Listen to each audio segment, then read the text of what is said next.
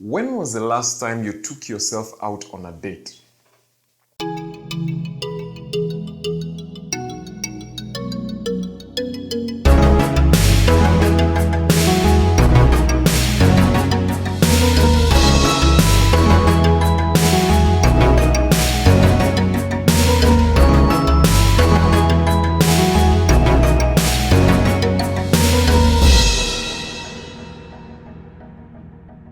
Good morning, welcome to Monday 707.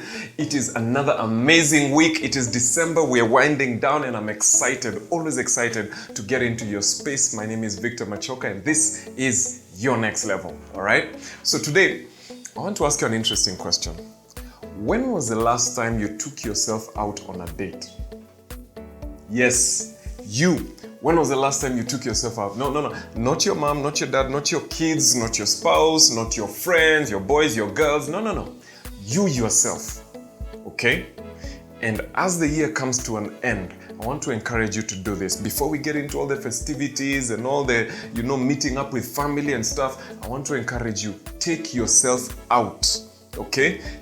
Walk out and go to the estate and talk to friends, talk to people, and then take a walk by yourself, okay? Buy yourself coffee. Go out and sit and ask yourself, so really, how are you doing? Victor, how are you really doing? Have a meeting with yourself.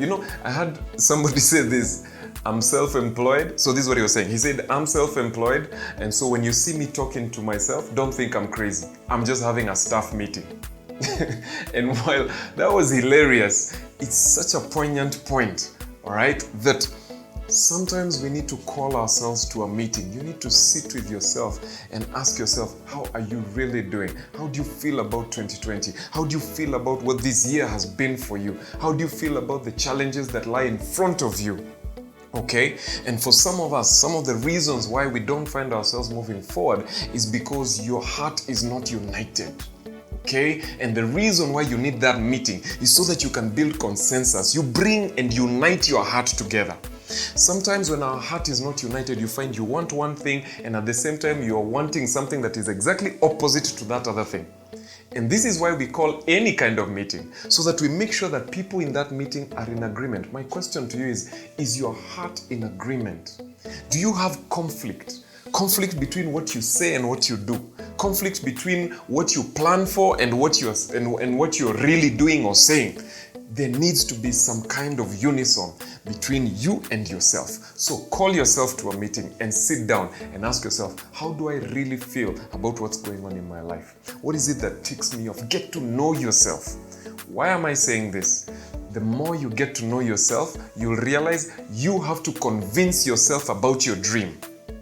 Okay? I know it's crazy, but here's the thing. Many times I had to sit myself down and say, listen, Victor, I know that you can do this. You're just being lazy. I know that you can do this. You're just scared. I know that you can do this. You're just panicking. I had to sell my dream to myself. Because in my head, I have this fear, and in my heart, I have this passion, and I could not find the unity between the two. And I had to call myself to a meeting. And some of you are in that place where you need to call yourself to a meeting and tell yourself, man, listen, this is what we are going to do. Whatever happens, this is what we have decided to do. And that is going to make a big difference in your life. Because let me tell you what, you can't have courage unless you're united in your heart. If part of you is saying no and another part of you is saying yes, whether it's a job, a relationship, a business, an opportunity, your spirituality, whatever it is, if your heart is divided, you can't have courage. And courage is one of the most important parts for success. A very important component for success. You must believe. You must have that amazing courage that tells you, you know what, I can fight a lion. I can vault over a fence. I can climb the highest mountain. The only way you can get to that space is by being united in your heart. So I'm challenging you this year, call yourself to a meeting, buy yourself coffee, and listen, don't cheat on you, okay?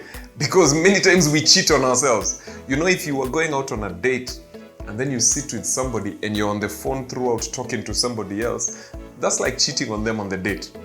Some of us, we say, yes, I'm going to go out on a date with myself, I'll buy myself coffee, and then you sit and chat with somebody else all through.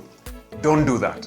Switch off your phone. If you can, leave it at home. Buy yourself coffee. Sit down in a garden, in a restaurant, quiet somewhere, in your own room, in the estate. Walk somewhere and just sit by yourself and talk to yourself. Call yourself to a meeting. Don't wait for January to do this. This is the time to unite your heart. This is Monday 707. Thank you for tuning in. See you next week.